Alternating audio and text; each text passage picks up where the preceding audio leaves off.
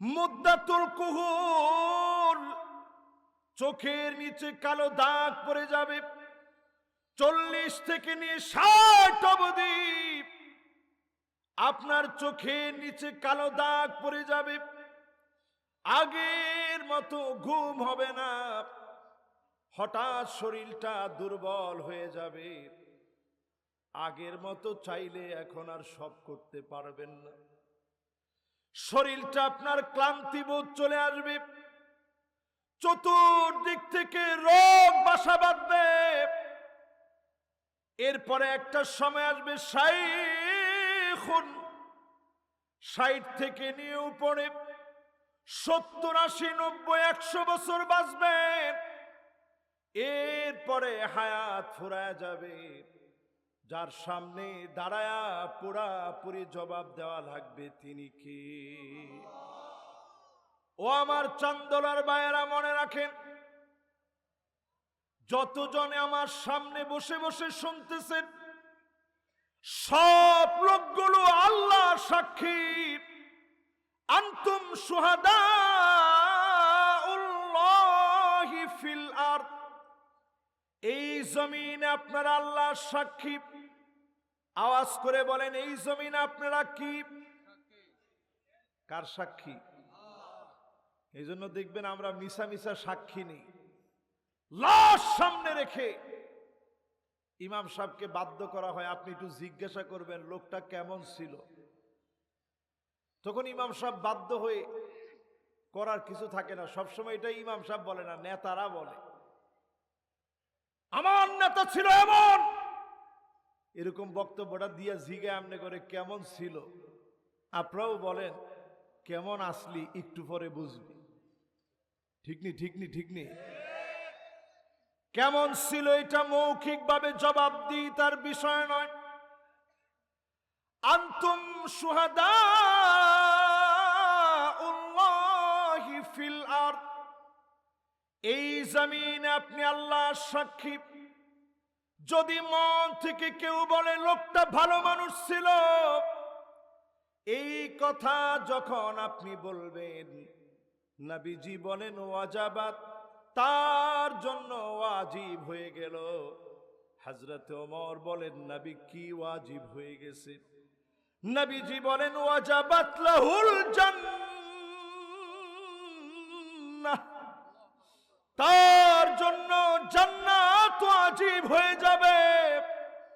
এমন জীবন গঠন করবেন, কবরের পাশ দিয়ে মানুষ যাবে, দোয়া করতে করতে যাবে, হায়াত আমাদের সবার ফুরায় যাবে। যিনি ডেকে ডেকে মাফ করে দিবেন, তিনি কি?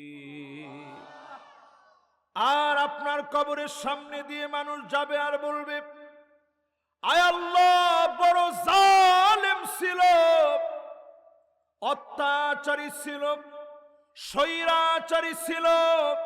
বলতে বলতে যখন যাবে, ওয়াজাবাত, তার জন্য ওয়াজিব হয়ে যাবে। হযরত ওমর বলেন, ওগো নবীজি কি ওয়াজিব হবে? নবীজি বলেন ওয়াজাবাত লাহুন নার, জাহান্নাম তার জন্য ওয়াজিব হয়ে যাবে। এমন জীবন গঠন করে যাবেন, মানুষ যেন কবরের সামনে দিয়ে দোয়া করতে করতে পার হয়ে যায়। আপনি লিখে রাখেন, যিনি মাফ করে দিবেন তিনি কি? এবার আমার সাথে সাথে একটু বলেন তো, আমাদের প্রিয় আল্লামা দেলোয়ার হোসেন সাইদি রহমতুল্লাহ আলাইহি চলে গেছেন আমাদেরকে ছেড়ে। শেষবারের মতো ওনার কথাগুলা শুনতে পারিনি। একটাবার যদি এই চান্দোলার মাহফিলে ওনারে পেতাম, হৃদয় নিংড়ানো ভালোবাসায় সিক্ত কথাগুলো শুনতাম, কিন্তু শুনতে পারিনি। যেই দিন উনি চলে যাবেন, ওই দিনও দুজনের কাঁধের মধ্যে বর করে তিনি নামছেন। কি সুন্দর একটা জান্নাতি হাসি দিলেন। আওয়ামী লীগের ছেলে পেলেরা পর্যন্ত লিখছে, এরকম একজন আল্লামার জানাজা পড়তে দেওয়া হলো না, আজকে থেকে দল ছেড়ে দিলাম। ঠিক না, ঠিক না? একটা জানাজা বাংলাদেশকে প্রমাণ করে দিয়েছে, আল্লাহ যারে ভালোবেসে ফেলে গোটা মিডিয়া সবগুলা লেগে যাবে। জমিনের সব মানুষও যদি মিথ্যা বলে, আল্লাহ ওয়ালাদের দাম কোনোদিন টেনে কমানো যায় না। ঠিক না ভাই? চলে গেলেন আমাদের মাওলানা মতিউর রহমান নিজামী রহমতুল্লাহ আলাই, চলে গেলেন আমাদের আব্দুল কাদের মোল্লা রহমতুল্লাহ আলাই, চলে গেলেন আমাদের মীর কাসেম আলী রহমতুল্লাহ আলাই, চলে গেলেন আলী হাসান মুজাহিদ রহমতুল্লাহ আলাই। যারা চলে গেছেন একজনও বাতিলের কাছে মাথা নত করে নাই, প্রমাণ করে দিয়েছে এরা জাতির নেতা, এরা কোনোদিন পালা যায় না। কিন্তু যারা খেলা হবে বলেছিল তারা দেশ ছেড়ে পালায় গিয়েছে, ঠিক কিনা বলে? এটা দিয়ে প্রমাণ হয়ে যায় জাতির জন্য যারা করেছে জাতি কোনোদিন তাদেরকে ভুলে যায় নাই, ঠিক কিনা বলে? এমন জীবন গঠন করেন মুসলমান, হাদির মতো জীবন গঠন করেন। মাত্র 32 বছরের যুবক 8 মাসের সন্তান রেখে চলে গেলেন। তার কথাগুলোর ভিতরে বারবার শহীদের তামান্না ছিল। মাথায় গুলি খাওয়ার কথা বলেছে, বুকে গুলি খাওয়ার কথা বলেছে, না ইনসাফ ছাড়বে না বারবার বলেছে। এই নফস জীবন আল্লাহ দিয়েছেন, আল্লাহ নির্দিষ্ট সময় নিয়ে যাবেন। 1 সেকেন্ড আগেও আল্লাহ নিবেন না, পরেও আল্লাহ নিবেন না। হাদিরা কোনোদিন মরে না, হাদিরা জীবন্ত থাকে। বাতিলের ভিত্তিপ্রস্তরকে ধুলায় মিশিয়ে দিয়ে মূলোৎপাটন করে দেওয়ার জন্য হাদিরা শহীদ হয়ে যায়। ঠিক নি? ঠিক নি? যুগ জমানা পাল্টে দিতে চাই না অনেকজন, হাদিরাই আনবে আগামী দিনের জাগরণ। ঠিক না আমার ভাইরা? এই বাংলাদেশে স্বাধীনতার 55টা বছর পার হয়ে গেছে, আল্লাহর কোরআনের একটা বিধান আমরা কার্যত করতে পারি নাই। এবার আমরা স্বপ্ন দেখেছি, সব দেখা শেষ, সামনে হবে আল কোরআনের বাংলাদেশ।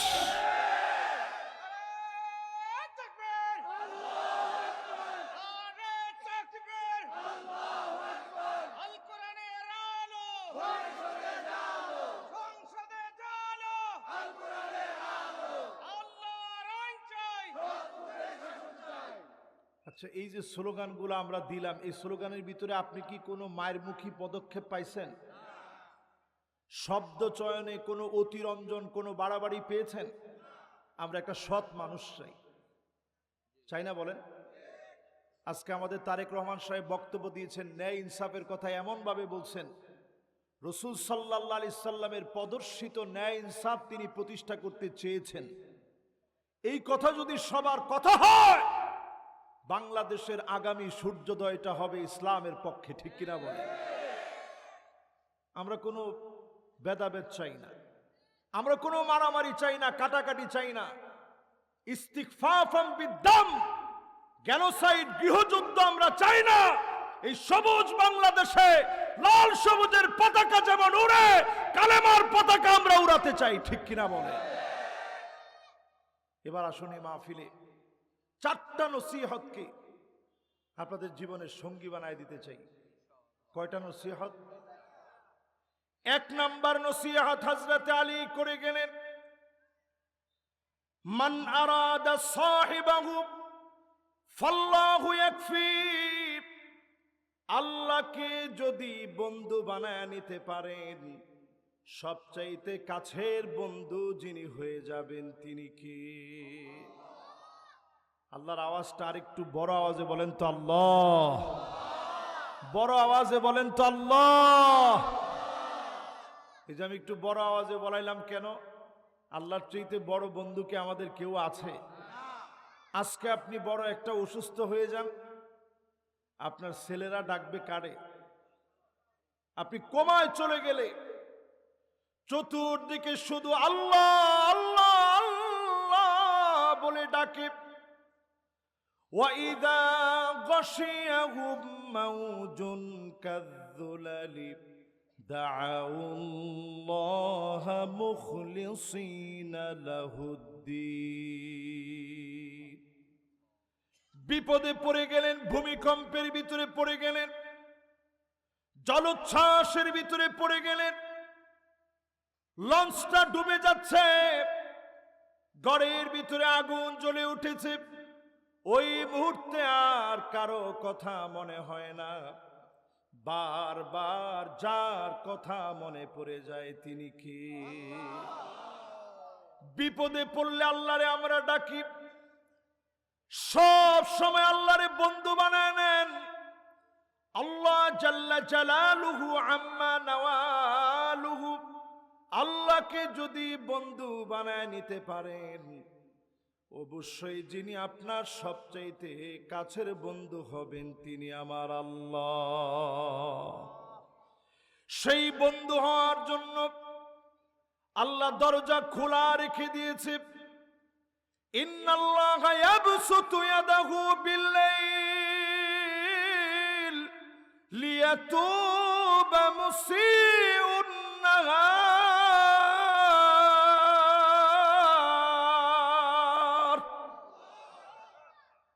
দিনের বেলায় গুনাহ করে ফেলছেন, আল্লাহ ডেকে বলেন, গোলাম আয় আয় আমার দিকে আয়।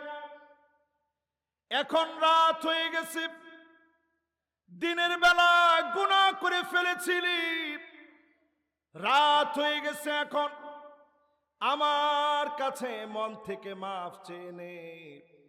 মাফটা চাইতে দেরি, যিনি মাফ করতে দেরি করেন না তিনি কে? তাহলে এবার একটু আমার সাথে সাথে বলেন তো দেখি, বন্ধু বানাইবেন কারে? আমরা এখন বন্ধু বানায় নিছি,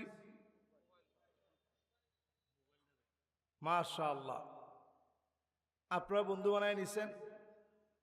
নবীজি এই রকম মোবাইল না দেখায় কিয়ামতের আগে কি ঘটবে এরকম একটা আলামত দেখায় গেছেন। সাহাবায়ে কেরামদেরকে বললেন, একটা ফিতনা আসবে, নাম হবে দুহাইমা। আওয়াজ করে বলেন কি নাম হবে? মাশাআল্লাহ, চান্দোলার লোকগুলোর উচ্চারণও সুন্দর।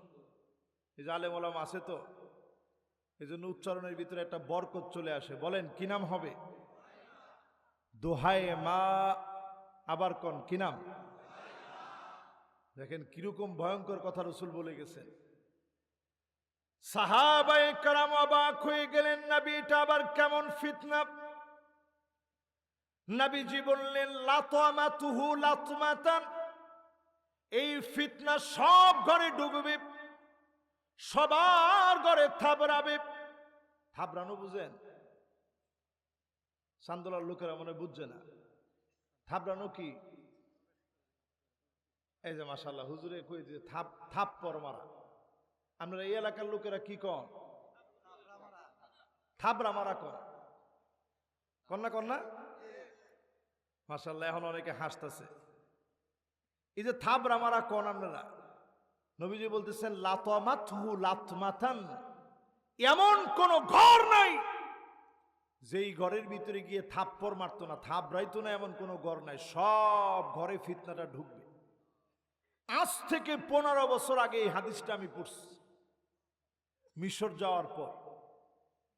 পড়ার পরে আমার মনের ভিতরে এটা আসছে যে একটা ফিতনা সব ঘরে থাবড়াইব, এটার হাত কেমন? তখন এই হাদিসটা পুরাপুরি আমি বুঝি নেই। ঠিক 15 বছর পরে আজকের এই মাহফিলে বসে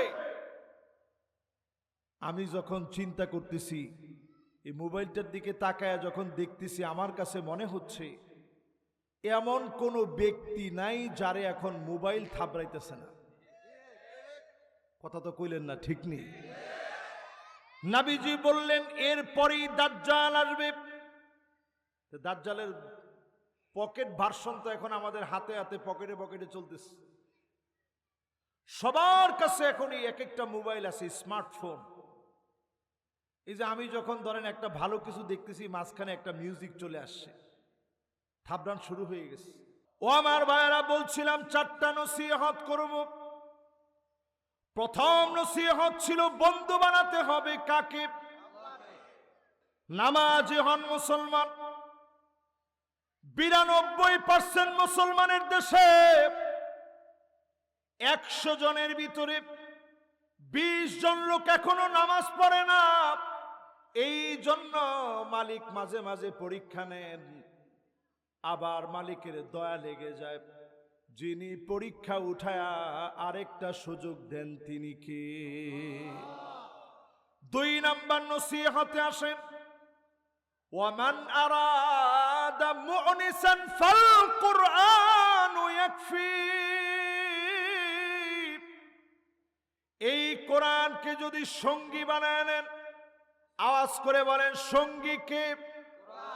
আরো জোরে কে? সঙ্গী কি কোরআন বানাইতে পারছেন?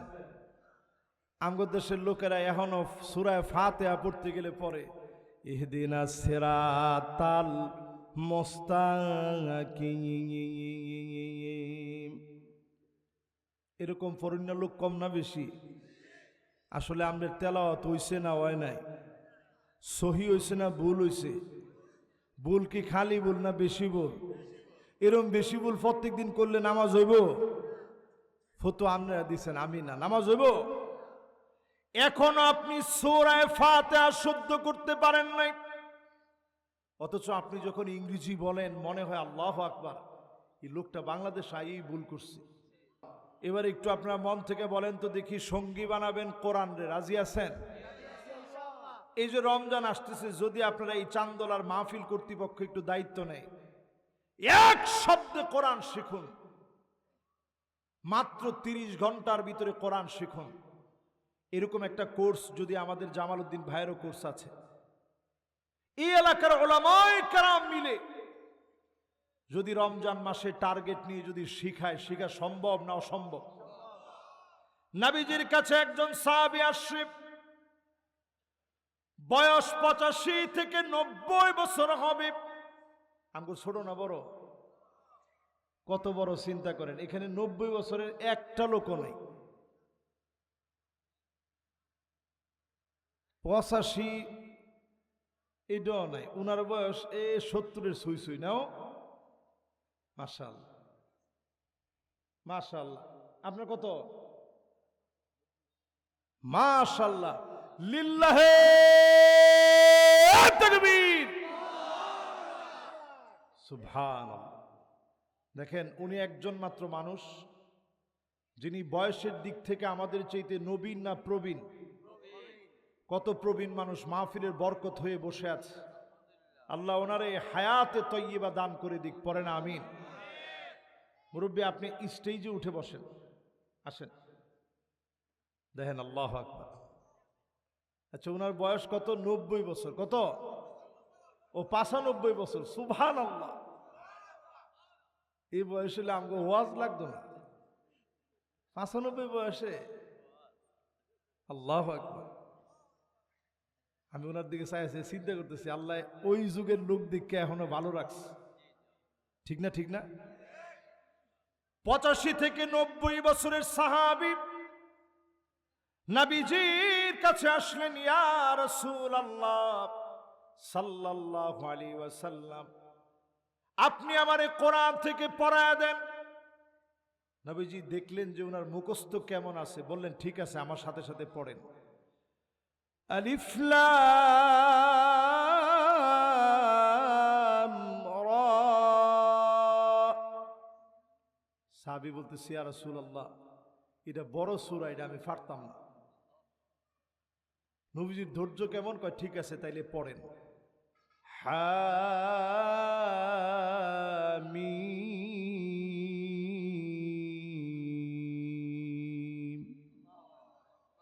সাহাবী বলতেছে, নবী এইটাও আমি পারতাম না, এইটাও আমার বড় লাগে। সুবহানাল্লাহ কম। এবার নবীজি বললেন, তাইলে পড়েন, سبح اسم ربك الأعلى الذي خلق فسوى والذي قدر فهدى والذي أخرج المرعى সাহাবী কয় নবী এটাও কঠিন লাগে পারতাম না মনে হয়। আচ্ছা কন্ত দেখি আমগো মতো একটা হুজুরের কাছে যদি কইতো একটা সূরা শিখাইয়া দেন আর 3 বার করার পরে যদি কই পারতাম না কইলে মিলে যে কি একদিন কি আসছেন আপনি। নবীজি একবারের জন্য রাগ করেন নাই। পরে ইযা যুলজিলাতিল আরদু জিলজালাহা ওয়া আখরাজাতিল আরদু আথকালাহা ওয়া ক্বালাল ইনসানু মা লাহা ইয়াওমাইযিন তুহাদ্দিসু আখবারাহা بأن ربك أوحى لها يومئذ يصدر الناس أشتاتا ليروا أعمالهم فمن يعمل مثقال ذرة خيرا يره ومن يعمل مثقال ذرة شرا يره আল্লাহু আকবার। এতটুকুন যখন নবীজি পড়ায়া দিলেন সাহাবী উঠে দাঁড়া গেলেন। ওগো নবীজি মুখস্থ করে নিলাম, এই একটা সূরা আমি আমল করব, সারা জীবনের যেটুকুন বাকি আছে এই একটা সূরা বারবার আমি পড়ব। একটা সূরা আমল করার কারণে নবীজি সাহাবীদেরকে দেখায় বলে, সাহাবীরা দেখো, জান্নাতি কোন লোক যদি দেখতে চাও আমার এই সাহাবীর দিকে তাকাও, একটা সূরার কারণে লোকটারে আল্লাহ জান্নাতি বানায় দিবে। এবার একটু আপনারা কন্ত দেখি, একটা সূরাও যদি আজকে পড়ার নিয়ত করেন, এ রাত্রি যদি আপনি মারা যান, হতে পারে যিনি জান্নাতি বানায় দিবেন তিনি কে? তাহলে কোন 1 নাম্বার নসিহতটা কি? মাশাআল্লাহ, আরেকটু জোরে কোন 1 নাম্বার নসিহতটা কি? 2 নাম্বার নসিহতটা কি? এই 2-3টা সূরারে অন্তত সঙ্গী বানায় নেন।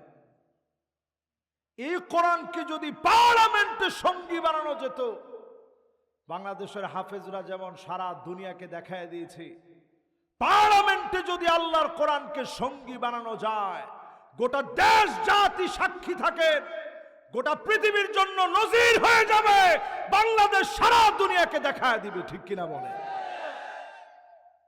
সময় লাগবে না। আফগানিস্তানের দিকে তাকায় দেখেন, অর্থনৈতিকভাবে ক্ষতিগ্রস্ত একটা দেশ, যুদ্ধ বিধ্বস্ত একটা দেশ, ভেঙে টুকরা টুকরা হয়ে যাওয়া একটা দেশ, ভূমিকম্পে কবলিত একটা দেশ। শুধুমাত্র ইমারাতে ইসলামীর কারণে আল্লাহ পাক এমন ভাবে মোড় ঘোরায় দিয়েছে কোরআনের কারণে, গোটা পৃথিবীর ভিতরে এখন মাথা চারা দিয়ে উঠছে। জোরে কোন আল্লাহু আকবার। আমি দক্ষিণ কোরিয়ায় গেছি, হালাল যতগুলো দোকান আছে, হালাল সার্টিফাইড খাবার পাওয়া যায়, সব জায়গায় গিয়ে দেখলাম আফগানিস্তানের প্রোডাক্ট বড় করে লেখা মেড ইন আফগানিস্তান। জোরে কোন আল্লাহু আকবার।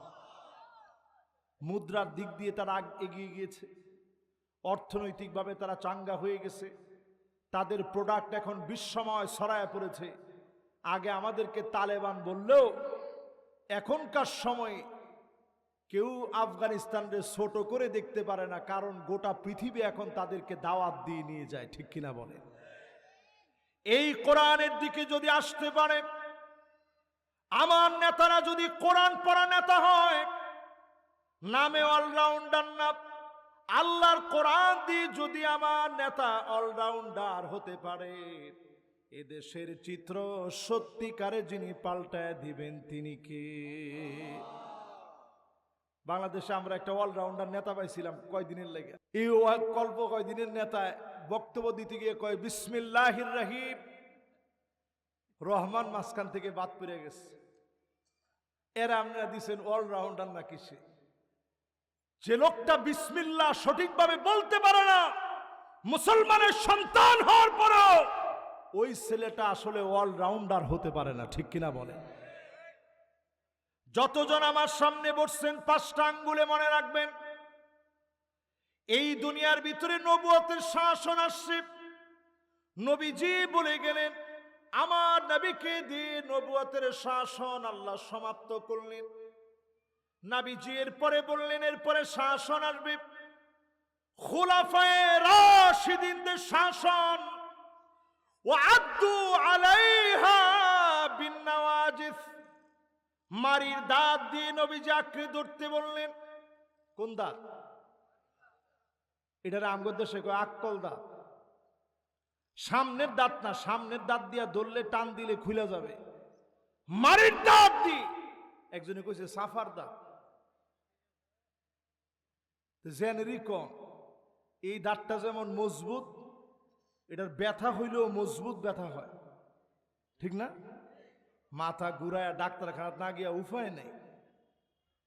এটার ব্যথাটা যেমন মজবুত, এটা দিয়া ধরলে ওইরকম মজবুত হয়। মুমিন যদি খুলাফায়ে রাশিদিনের আদর্শ এই মারির দাঁত দিয়ে আঁকড়ায় ধরতে পারে, আবার এই পৃথিবী মুসলমানদের নেতৃত্ব কায়েম হয়ে যাবে। জোরে কোন আল্লাহু আকবার। এরপরে নবীজি বললেন, একটা শাসন আসবে, সুম্মা তাকুনু মুলকান আবান, রাজতন্ত্র আসবে। কি তন্ত্র? এই যে সৌদি আরবে যেটা চলে, জর্ডানে যেটা চলে, দুবাইয়ে যেটা চলে, এরকম রাজতন্ত্র এখন পৃথিবীতে বিদায় প্রাপ্ত, বিদায়ের দ্বার প্রান্তে আছে, এতিম মিসকিন অবস্থায় আছে, আর বেশি দিন টিকবে না। নবীজি বললেন, এই রাজতন্ত্র নিয়ে যাবে চতুর্থ একটা শাসনে। সুম্মা তাকুনু মুলকান জাবিরিয়া, স্বৈরা শাসকরা আসবে, আলেমদেরকে জেল খাটাবে, আলেমদের উপরে জুলুম হবে, নির্যাতন হবে, জাতির নিরপরাধ নেতাদেরকে তারা মামলা হামলা দিয়ে ফাঁসি দিবে, ঠিক কিনা বলে? এই যে পোস্টারটা যদি আমি হাতে নিই, এই পোস্টারে থাকা নামগুলার ভিতরে আল্লামা মুফতি কাজী ইব্রাহিম হাফিজাহুল্লাহ ওয়া রাআহ, দিল খোলা একজন আলেম। এদেশের যে সমস্ত আলেমেরা অত্যন্ত প্রাজ্ঞ বিজ্ঞ আলেম, তাদের একজন হচ্ছেন তিনি, যিনি রাহবারে জাতির। উনাকে পর্যন্ত জেলখানায় নেওয়া হল। ওনার হাতটার মধ্যে এমন ভাবে আঘাত করছে, এই আঙ্গুলটা বেঁকে গেছিল। এইখানে থাকা আলেমদের ভিতর থেকে মুফতি আমির হামজা সাহেব, এদেশের মাজলুম একজন আলেম, সহজ সরল মানুষ তিনি, একেবারে সাদা মাটা সাদা সিধা জীবন যাপন করেন। এই মানুষটাকে পর্যন্ত 3 বছর জেল খাটিয়েছে, ঘন্টার পর ঘন্টা উনাকে এইভাবে উঁচা করে উপরের দিকে এরকম বেঁধে রাখছে। সেদিন আমার মাহফিল ছিল মানিকগঞ্জে, সেখানে গিয়ে দেখা হলো খালেদ সাইফুল্লাহ ইউবি সাহেবের সাথে। উনাকে সুলতানুল ওয়াইদিন বলা হয়, খুবই সুমধুর কণ্ঠে উনি ওয়াজ করেন। উনি খুলে ওনার হাতটা দেখাইছে, এই হাতটার মধ্যে তেমন গোশত নাই, বেঁধে রাখতে রাখতে এই জায়গাটা পচে গেছিল। মুফতি কাজী ইব্রাহিম সাহেব উনারে বলছে, আপনারে তারা অপারেশন করার জন্য নিয়ে যাবে, আপনি অপারেশন করবেন না, সবর করবেন, কারণ তারা আপনার হাতটা কেটে ফেলে দিবে। জুলুম তো একটা দুইটা হয় নাই। জসিমউদ্দিন রহমানী একটা মাজলুম আলেম, আগামী বছর রফিক ভাই ওনারা দাওয়াত দিবেন ইনশাআল্লাহ। জসিমউদ্দিন রহমানী সাহেবের আগামী বছর দাওয়াত দিবেন। মাজলুম একজন আলেম, উনার চোখের সামনে উনার ভাইকে বেঁধে রাখছে শুধু জামাত ইসলামী করার কারণে। এমন ভাবে টাইট করে বাঁধন বেঁধেছে, এত টাইট করে ওনার ভাইটা কিছুদিনের মধ্যে কান দিয়া পুক পড়ে পোকা হয়ে গিয়ে পচে গিয়ে ওনার ভাইটা কারাগারি শহীদ হয়ে গেছে। একটা দুইটা না আমার ভাইয়েরা, এইরকম যারা স্বৈরাচারী ছিল আল্লাহর হাবিব তারপরে বললেন সুম্মা ইয়ারফাউহাল্লাহ, আল্লাহ তাদেরকে টেনে হিঁচড়ে উঠায় নেবে। আমরা দেখেছি গণভবনে খাবারগুলো গরম ছিল, জালেমেরা খেয়ে যেতে পারে না। ঠিক নেই, ঠিক নেই? অনেকে মনে একটু একটু আমার উপরে রাগ করতেছেন। রাগ করলে আপনারা করলেন, রসুলের হাদিসের শব্দ বলতেছি। সুম্মা ইয়ারফাউহাল্লাহ, আল্লাহ যখন টেনে উঠায় নিবে, দিল্লির সঙ্গে তোমার সম্পর্ক থাকতে পারে, সারা দুনিয়ার সঙ্গে সম্পর্ক থাকতে পারে, প্রশাসন তোমার হতে পারে, কিন্তু এদেশের মাটি আর তোমার হবে না। কারণ টানটা আসছে কার পক্ষ থেকে? নবীজি এর পরে বললেন সুম্মা তাকুনু খিলাফাতান আলা মিনহাজি নবুওয়াতিন, আবার একটা সময় সুযোগ এসে যাবে কোরআন সুন্নাহ দিয়ে রাষ্ট্র পরিচালিত হবে। আমার কাছে মনে হয় 5 নম্বর অপশনটা বাংলাদেশের জন্য চলে আসছে। আমি দেখতে পাচ্ছি বাংলাদেশের ভাগ্য আকাশে নতুন সূর্যোদয় হবে আল্লাহর কোরআন আর রাসূলের সুন্নাহর উপরে। ঠিক নি, ঠিক নি, ঠিক নি? তাহলে বলেন 2 নাম্বার নসিহত সঙ্গী বানাবেন, আওয়াজ করে সঙ্গী বানাবেন। 3 নাম্বার নসিহত আমার ভাইরা, 3 নাম্বার নসিহত হযরত আলী রাদিয়াল্লাহু তাআলা আনহু করে গেলেন। ওয়ামান আরাদা গিনান ফালকিনাআতু তাকফি, যদি কেউ ধনী হতে চাও, আওয়াজ করে বলেন কি হতে চান? একটা লোক এখানে আছেন যে ধনী হতে চান না? কেডা চান না? 8টা উড়ান সিন্ধি স্টেজে ডানে এবং বামে এবং সামনে একটা লোক এমন পাই না যে ভুল করে 8টা উড়াইছি হুজুর আমি ধনী হইতাম না। ইভেন আমি হুজুর সহ আমরা ধনী হইতে চাইনি। গাড়ি এখন যেটা আছে মনে মনে প্রতিদিনই চিন্তা করি, আল্লাহ গাড়িটা যদি আরেকটু ভালো হইতো। হায়রে আমরা কিরকম মানুষ! এই যে পোশাকটা পরে আমি বসছি, এরকম একটা পোশাককে আমার রসুল পরতে পারছে? তার মানে রসুলের টাকা ছিল না তা না। ঘুম থেকে নবীজি উঠতেন, সহিহ বুখারীর বর্ণনা, হযরতে ওমর সালাম দিয়ে ঘরের মধ্যে গেলেন, তাকায় দেখে নবীজির পিঠের ভিতরে চাটায়ের দাগগুলা পড়ে গেছে। হযরতে ওমর সহ্য করতে না পেরে বাচ্চা মানুষের মতো চোখের পানি ছেড়ে দিলেন। নবীজি বললেন, ওমর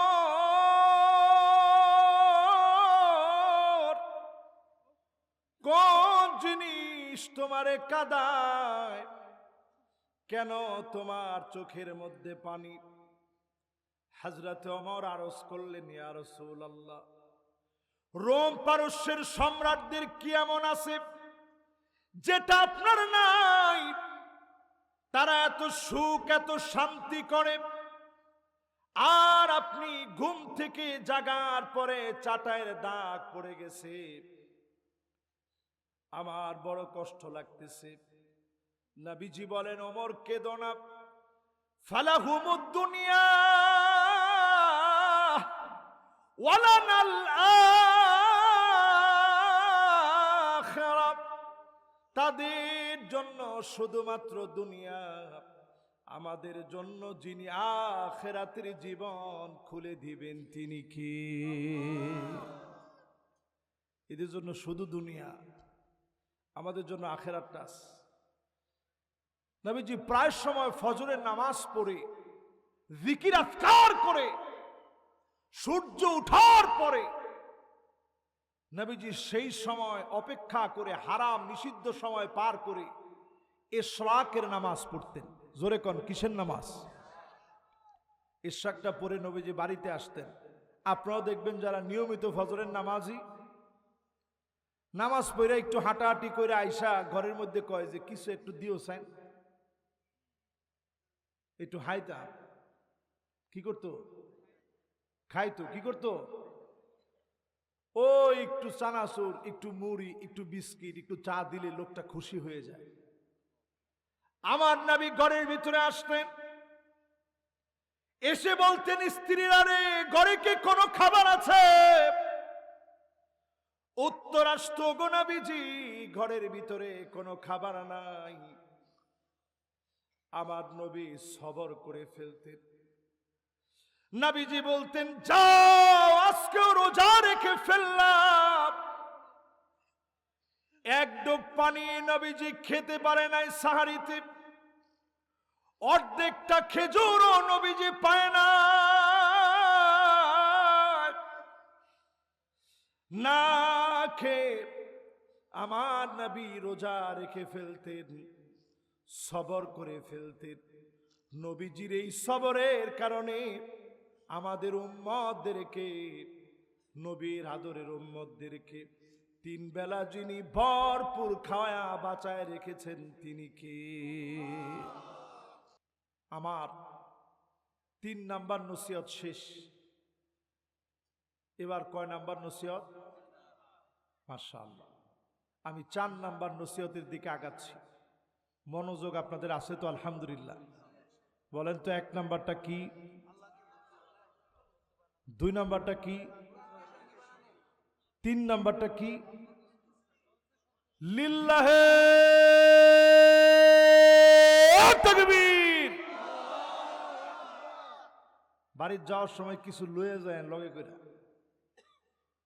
খালি মুরালি জিলাফি সাথে নিয়েন না, একটু মাথার ভিতরে ওয়াজগুলা নিয়ে যায় আর রাত্রে ঘুমানোর সময় ভাই ভাই বা ঘুমায়েন। আসলে তো জীবনটা বড় শর্ট, বড় সংক্ষিপ্ত। এবার আমার 4 নাম্বার নসিহতের দিকে মনটা নরম করে দিয়ে বসি। হযরত আলী রাদিয়াল্লাহু তাআলা আনহু 4 নম্বরে বলেন, ওয়ামান আরাদাল ওয়া'দা ফাল মাউতু ইয়াকফি। কেউ যদি জীবন পরিবর্তনের জন্য ওয়াজ শুনতে চায়,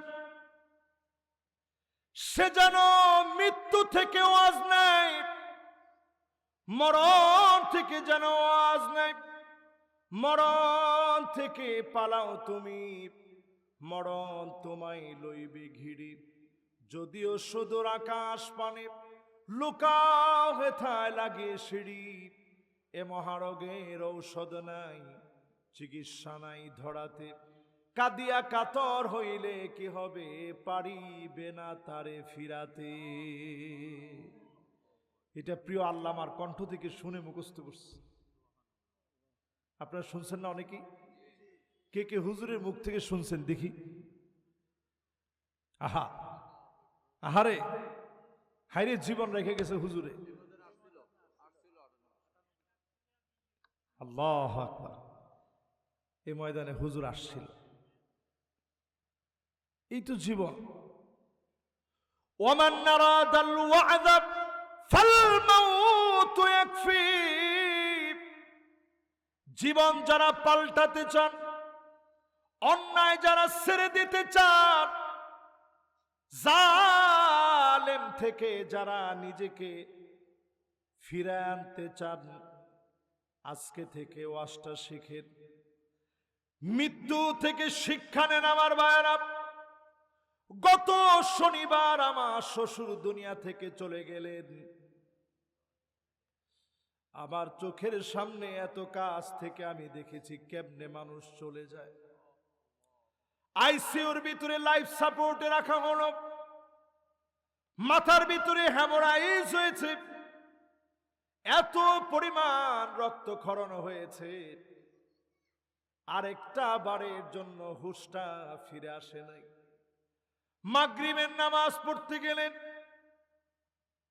সুন্নত পড়লেন, প্রচন্ড বমি হলো ওনার, ওইখান থেকে জ্ঞান হারায় ফেলেছে।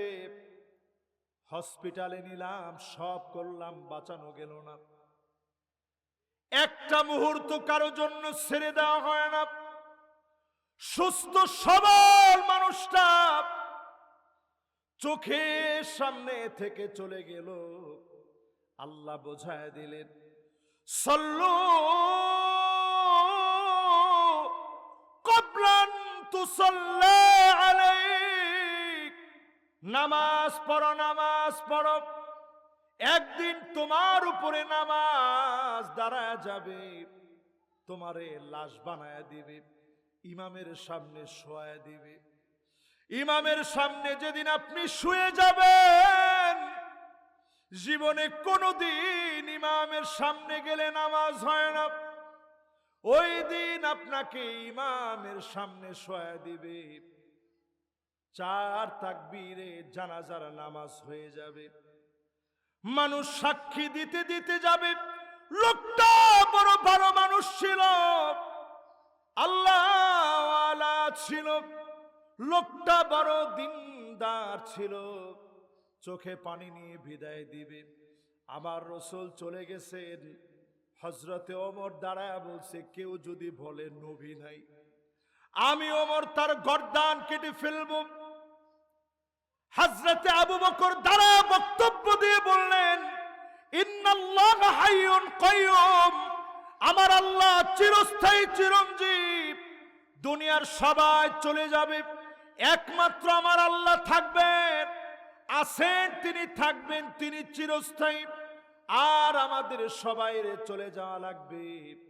কবরে যখন চলে যাবেন, অন্ধকার কবর, গুটগুটে অন্ধকার। এই অন্ধকারের ভিতরে হঠাৎ করে আলো জ্বলে উঠবে। আওয়াজ করে বলেন, কি জ্বলে উঠবে? লোকটা বলবে, কে গো তুমি? সবাইরে রাইখে আসলাম, আমার এত আদরের ছেলে আনতে পারি নাই, আমার নাতি নাতনি কাউরে আনতে পারি নাই, আমার স্ত্রী আনতে পারি নাই, মেয়ের জামাতা আনতে পারি নাই, কে গো তুমি? নামাজ সেদিন ডেকে বলবে, নূরুন ওয়া বুরহানুন ওয়া নাজাত,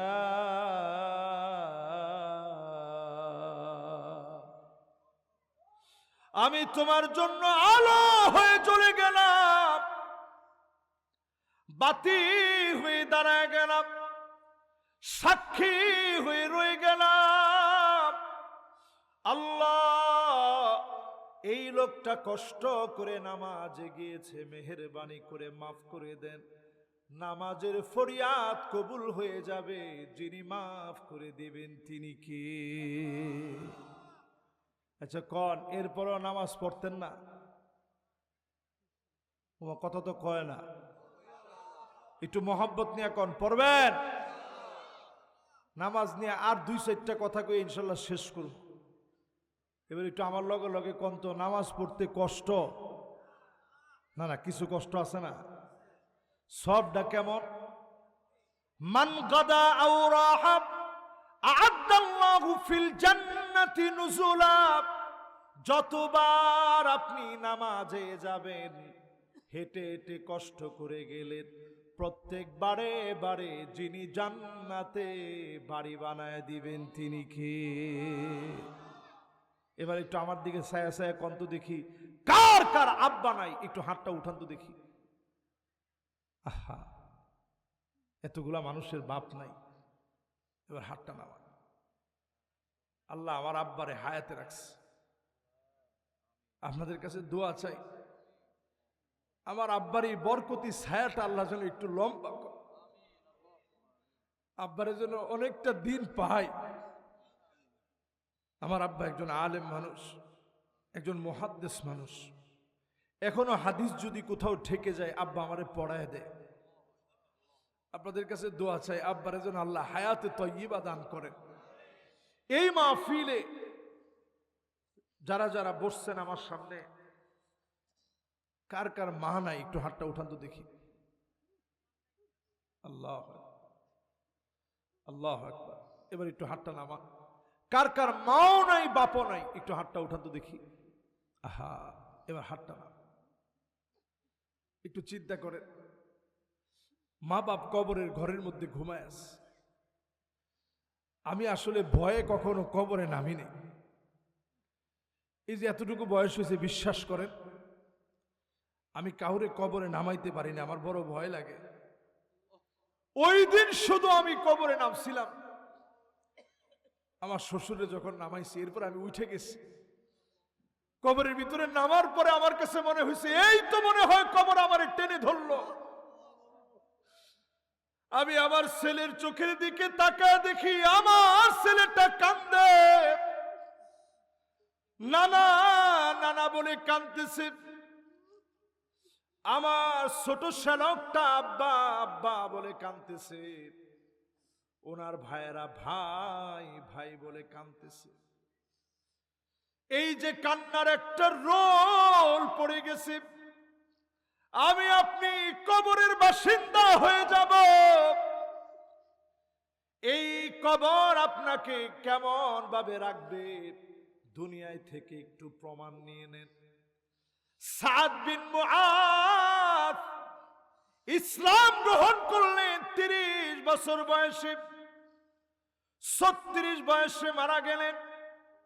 মাত্র 6 বছর হায়াত পেলেন। নবীজি নজর করে দেখে সাদরে আল্লাহ এত ভালোবেসে ফেলেছে, ইহতাজ্জা লাহু আরশুর রহমান, আল্লাহর আরশে আজিমের ভিতরে টান লেগে গেছে। 7 আকাশের দরজাগুলা খোলা হয়ে গেছে, অজর ধারায় রহমত গুলা নাজিল হচ্ছে।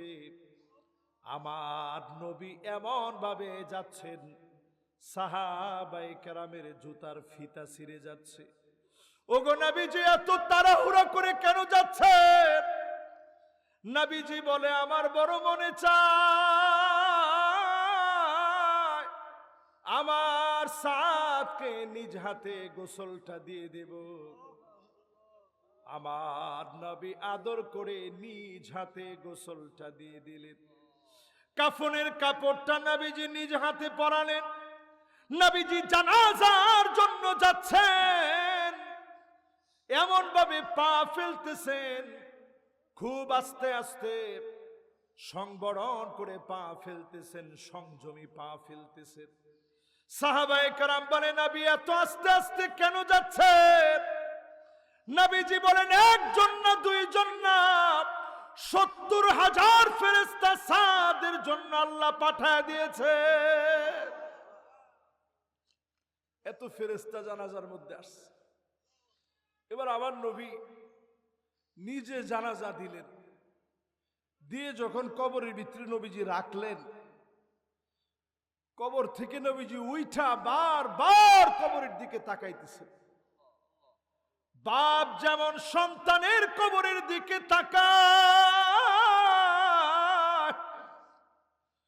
সন্তান যেমন ঘুরে ঘুরে বাপের কবরের দিকে মায়ের কবরের দিকে তাকায় থাকে, আর মনে মনে বলে আল্লাহ, বাপ বলে ডাকার মতো কেউ নাই, মা বলে ডাকার মতো কেউ নাই। সাদ বিন মুআযের কবরের দিকে নবীজি তাকায় আছেন। কি মনে করে মুক্তার দানার মতো চোখের পানিগুলা ঝরায় দিলেন। আমার নবীজির গাল বেবে, দাড়ি মোবারক বেবে, হাত্তা বাল্লাল আর জমিনের ভিতরে টপ টপ করে নবীজির চোখের পানিগুলা পড়তেছে। নবীজি হঠাৎ করে কি মনে করে যেন আল্লাহু আকবার বললেন, কি মনে করে যেন সুবহানাল্লাহ বললেন। সাহাবায়ে কেরাম ওয়া সাব্বাহনা মাহু, নবীজির সঙ্গে সঙ্গে তারাও সুবহানাল্লাহ বললেন। ওয়া কাব্বারনা মাহু, নবীজির সঙ্গে আল্লাহু আকবার বললেন। সাহাবায়ে কেরামের চোখের মধ্যে পানি চলে আসে। এবার নবীজির ঠোঁটের কোণে জান্নাতি হাসি ফুটে গেছে। সাহাবায়ে কেরাম বলেন, নবী কেন কাঁদলেন? এই জন্য কাঁদছি, আমার এত নেককার সাদ ৭০,০০০ ফেরেশতা আসলো, ৭ আকাশের দুয়ার খোলা হয়ে গেল, আরশে আজিমের ভিতরে টান লেগে গেল। আমি নবী নিজে গোসল করায় দিলাম, জানাজা দিলাম, কবরে নামালাম। আমি দেখতেছিলাম আমার সাদের কবরটা ছোট হয়ে যাচ্ছে, আমার সাদের কবরের মাটি চাপা দেওয়ার জন্য আসতেছে। আমি নবীর বড় মায়া লেগে গেছে। আমি নবীজি যখন কাঁদলাম, সুবহানাল্লাহ বললাম, আল্লাহু আকবার বললাম, তোমরাও কাঁদলা, সুবহানাল্লাহ আল্লাহু আকবার বললাম। আল্লাহ পাকের বড় মায়া লেগে গেছে। সাদের কবরটাকে যিনি আবার বড় বানায় দিয়েছেন তিনি কে? এবার একটু আমার ভাইরা কর, আমার মতো বক্তার কবরের হালত কি হবে? কি হালত হবে কবরে? হযরত আলী কবরের মাটিগুলো ধরে বলতেন, মাকানুকা তাহতা তুরাব, আলী রে তোমার জায়গা হবে মাটির নিচে। আমার নেতারা এমন ছিলেন। হযরত ওমর রাদিয়াল্লাহু তাআলা আনহু ফজরের নামাজের সময় ছুরি দিয়ে আঘাত করছে, নাড়ি বুড়ি ছিদ্র হয়ে গেছে। এরপরেও বলছে, সাথীরা আমার একটু উঁচা করে ধরো। হযরত ওমরকে উঁচা করে ধরছে, আমার একটু মুআজের কাছে নিয়ে যাও। হযরত মুআজের কাছে নিয়ে যাওয়া হলো। হুযায়ফা ইবনুল ইয়ামান, তার কাছে একটু আমারে নিয়ে যাও। হুযায়ফা ইবনুল ইয়ামানের কাছে নিয়ে যাওয়া হলো। হযরত ওমর বললেন, আসাম্মানা রাসূলুল্লাহ সাল্লাল্লাহু আলাইহি সাল্লাম, নবীজি কি আমার নামটা রাখছে ওই নামগুলার ভিতরে যাদের নাম মুনাফিকদের খাতায় ছিল? হুযায়ফাতুল ইয়ামান বললেন, খলিফাতুল মুসলিমিন, আমি কারো ব্যাপারে সাক্ষী হতে পারি না, কিন্তু আপনার ব্যাপারে আমি সাক্ষী দিলাম। আল্লাহ নবী আপনার নাম বলে নাই, নবীজি বলেছে হযরতে ওমর হবে ইসলামের একটা দরজা। এই দরজা ভেঙে ফেললে ফিতনার পরে ফিতনা ঢুকবে, চতুর্দিক থেকে ফিতনা ঢুকবে। হযরতে ওমর চলে গেলেন, তারপর থেকে চক্রান্ত শুরু হয়ে গেল, আজকের দিন পর্যন্ত চলছে। এখন যদি ঘুরে দাঁড়ান, আগামীর বিজয় যিনি আমাদেরকে দিবেন তিনি কে? শেষ কথা প্রিয় ভাইয়ের আমার, যতজন বসছেন আমার মনে হয় আজকের মোনাজাত কবুল হবে। একটা ভাই দাঁড়াইছে, ভাই একটু কষ্ট করে বসেন, আর একটুখানি। মাশাআল্লাহ মাশাআল্লাহ, লিল্লাহে তাকবীর। দেখছেন কিরকম আদব? এরা হচ্ছে যুবক। বিশ্বাস করেন, বাংলাদেশের ভাগ্য আকাশে নতুন একটা প্রেক্ষাপট অচিরেই তৈরি হবে ইনশাআল্লাহ। পড়েন, আজকের এই চান্দোলার মাহফিলে আমি সাহস নিয়ে বলি, সারা দুনিয়ার ভিতরে মাইরের একটা মহড়া চলতেছে। 24 ঘন্টার ভিতরে 94 বার ভূমিকম্প হওয়া এটা সাধারণ কথা না। শুধু তাই না, ইথিওপিয়াতে যে আগ্নেয়গিরি ফেটে গেছে, 12,000 বছর শুধু ঘুমায় ছিল। আল্লাহ বলছে জেগে ওঠ, আগ্নেয়গিরি জেগে উঠছে। 14 কিলোমিটার শুধু আগুন আর আগুন। 2026 হতে পারে, ভূতত্ত্ববিদের তথ্য অনুসারে, তাদের তথ্য মতে এই পৃথিবীর ভিতরে 40 থেকে 50টা আগ্নেয়গিরি ফাটবে। আপনারা পারমাণবিক বোমা দিয়ে মুসলমানদেরকে ভয় দেখান, আল্লাহর পারমাণবিক বোমা রেডি হয়ে আছে। বাঁচানোর মতো কোনো শক্তি এই পৃথিবীর কারো হাতে নেই। এত ভয়াবহ আগ্নেয়গিরি, 40টা যদি ফাটে, একটা ফেটে এর কালো ধোঁয়া, বিষাক্ত ধোঁয়াগুলো পাকিস্তানের আকাশের মধ্যে মিশে গেছে মেঘমালার সাথে, ভারতের মেঘমালার সঙ্গে মিশে গিয়েছে, ওমান ইয়ামানের আকাশ পথে মিশে গিয়েছে। 40টা যদি ফাটে এই পৃথিবীর ভিতরে দুর্ভিক্ষ হয়ে যাবে। মনে মনে বলবেন, হুজুর দুর্ভিক্ষ কেন হবে? কারণ আমাদের মুসলমানদের অনেকের পেটের মধ্যে ক্ষুধা। যারা সবচেয়ে আল্লাহরে বেশি ডাকে তাদের পেটের ভিতরে ক্ষুধা। আল্লাহ এটা সইবে না, অচিরেই মালিক পাকড়াও করবে। বাংলাদেশকে যদি বাঁচাতে চান, আল্লাহর কোরআনের দিকে আসেন, মাজলুমদের পক্ষ নেন, জালেম হয়ে ওঠেন না, মাজলুমের পক্ষে থাকেন। বাংলাদেশকে যিনি বাঁচায় দিবেন তিনি কে? করোনা আসছিল, মনে আছে আপনাদের? সারা দুনিয়ার সব বড় বড় ডাক্তাররা কইছে শেষ, এবার উপায় নেই, বাঁচার উপায় নেই। ওরা পিপি টিপি পরে, হাতের ভিতরে গ্লাভস, মুখের ভিতরে মাস্ক, কত কিছু পরে মানুষের ভয় দেখাইছে। কিন্তু আলেম ওলামারা বলছে কিচ্ছু হবে না। এদেশের মানুষ আলেম ওলামাদেরকে ভালোবেসে আল্লাহর কোরআন নামাজের দিকে ফিরে আসার কারণে করোনা আল্লাহ উঠায় নিয়ে গেছে। ঠিক কিনা বলে? আমি নিজের চোখে দেখছি। আমি তারাবির নামাজ পড়তে গেছি, আমারে বলছে হুজুর আয়েন না, কিছু করার নাই। আমি আকাশের দিকে তাকায় আল্লাহরে ডাক দিয়া বলছি, আল্লাহ তারাবির নামাজটাও কি পড়তে পারবো না?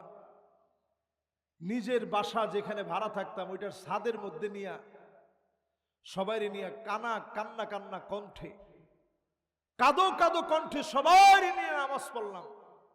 আমি দেখলাম শুধু আমার বাসার ছাদে না, ডানে বামে সামনে পিছনে সব জায়গায় লোকেরা নামাজ শুরু করে দিছে। আল্লাহর বড় মায়া লেগে গেছে। জুমা পড়িয়েছি 10 জন সামনে নিয়ে, বাহিরে সব লোকেরা কাঁদতেছে, কেউ মুসাফা করতে আসতে পারে না। লোকেরা বলতেছে হুজুর কিয়ামত মনে হয় হয়ে গেছে, কিয়ামত মনে হয় চলে আসছে। লোকেরা নামাজি হয়েছে, মালিক আযাব উঠায় নিয়েছে। আজকেও যদি নামাজি হয়ে ফিরতে পারেন, আমাদের কাছ থেকে ভূমিকম্প যিনি উঠায় নেবেন তিনি কে? আর যদি তালবাহানা করেন, আজকেও যদি তালবাহানা করেন, লিখে রাখেন ভয়াবহ আযাব বাংলাদেশ দেখবে। ওই দিনের ভূমিকম্পই 5.7 মাত্রার হইতো না, 7.5 মাত্রার হইতো। শুধু আল্লাহর গোলামরা গোসল করে প্রস্তুতি নিচ্ছিল নামাজে যাবে, মালিকের দয়া লেগে গেছে, মাত্রা কমায় দিছে। ঠিক কিনা বলেন? আজকে থেকে নামাজ পড়তে রাজি আছেন ইনশাআল্লাহ? এই জমিনে কোরআন দিয়ে জমিনটা শাসন হোক আমরা চাই, সৎ যোগ্য নেতৃত্ব আসুক আমরা চাই। আমার নেতা ওই নেতা হোক যে নেতা কোরআন পড়বে, কোরআন বুঝবে, কোরআন মানবে। ফানজুরু আম্মান তাখুযুনা দীনাকুম, মাথার চুলের গোড়া থেকে নিয়ে পায়ের তালু পর্যন্ত সুন্নতে নববীর অনুসরণ অনুকরণ লাগবে। ঠিক কিনা বলে? যদি এটা আমাদের কথা হয়, আজকের মাহফিলটা সফল সার্থক হবে ইনশাআল্লাহ। পড়েন, আগামী দিনের মাহফিলে দলে দলে সবাইকে নিয়ে আপনারা ইনশাআল্লাহ দল দল বেঁধে সবাই মাহফিলকে সার্থক করবেন। চান্দোলার এই ঐতিহ্যবাহী মাহফিলে যাদেরকে আল্লাহ রাব্বুল ইজ্জাতুল জালাল এনে বসিয়ে দিয়েছেন, ছোট্ট একটা আমল দিয়ে আপনাদেরকে বিদায় দিতে চাই। 1 নাম্বার আমল, যেহেতু আমরা জুমাবারে প্রবেশ করে ফেলছি, আকসারুহুম আলাইয়া সালাহ, অধিক পরিমাণে নবীজির উপরে দরুদ শরীফ পড়বেন। বলেন কি পড়বেন? কি পড়বেন? সাল্লাল্লাহু আলাইহি ওয়াসাল্লাম সাল্লাল্লাহু আলাইহি ওয়াসাল্লাম, সাল্লাল্লাহু আলাইহি ওয়াসাল্লাম, সাল্লাল্লাহু আলাইহি ওয়াসাল্লাম। পারবেন না? পারবেন না? 100 বার পড়তে পড়তে ঘুমায় গেলেন। হইতে পারে ওই রাতেই আমার নবীজি স্বপ্ন যোগে আমাদেরকে দেখা দিবে। জোরে কোন আল্লাহু আকবার। কয়দিন আমল করে দেখেন। পরে আমারে বললেন, হুজুর কই করলাম, লাভ হইল না। কয়টা দিন সাল্লাল্লাহু আলাইহি ওয়াসাল্লাম শুধু এর দূরই পড়েন। এর দূর যদি পড়ে 100 বার পরে ঘুমান কয়দিন, ডান দিকে ফিরে এই হাতটারে গালের নিচে রেখে ঘুমাবেন। নবীজি বলছেন, মান রাআনি ফিল মানাম ফাকাদ রাআনি ফিল ইয়াকযাহ ফাইন্না আশ-শাইতান লা ইয়াতামাসসালু বি ওয়া ফি রিওয়ায়াতিন উখরা, অন্য বর্ণায় আসছে ফাইন্না আশ-শাইতান লা ইয়াতাশাব্বাহু বি। নবীজি বলেন, কেউ যদি স্বপ্নে আমারে দেখলো, সে কেমন যেন বাস্তবে আমি নবীকে দেখলো, আমি নবীর আকৃতি শয়তান ধরতে পারে না। জোরে কোন আল্লাহু আকবার। আমলটা করতে পারবেন না ইনশাআল্লাহ? দুনিয়াতে লাভ পাইলেন, নবীজিরে দেখলেন, আমল চেঞ্জ হলো। আখিরাতের লাভ হচ্ছে নবীজির কাছাকাছি সবচেয়ে কাছের বাড়িটা আল্লাহ পাক আপনার জন্য বরাদ্দ করে দিবেন। জোরে কোন আল্লাহু আকবার। 2 নাম্বার একটা ছোট্ট আমল, এতিমদের মাথায় হাত বুলায় দিবেন। পারবেন না?